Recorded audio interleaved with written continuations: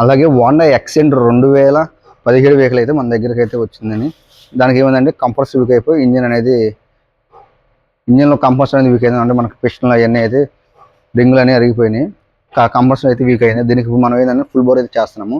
దీనికి మొత్తం ఒరిజినల్గా మనం హోండా జెన్యున్ పార్ట్స్ అయితే వేయించాము. పిస్టన్లు కానీ, రింగులు కానీ, వాల్స్ కానీ, గైడ్స్ కానీ మొత్తం ఏదైనా ఒరిజినల్ వేయించాము.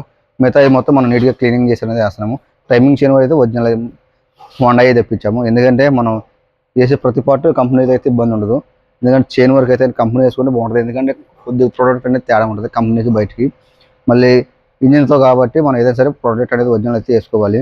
కొంతమంది ఏంటంటే మామూలుగా వేస్తారు, ఏం చేస్తారు అంటారు. కొద్దిగా టైమింగ్ సెక్షన్ వరకు కానీ, ఇంజిన్ లాన్ సెక్షన్ వరకు అయితే మళ్ళీ ఓపెన్ చేసే కాదు కాబట్టి మనం కొంచెం ప్రీమియం వేసుకుంటే కొద్దిగా బెటర్గా ఉంటుంది. ఎందుకంటే పర్ఫెక్ట్గా ఉంటుంది.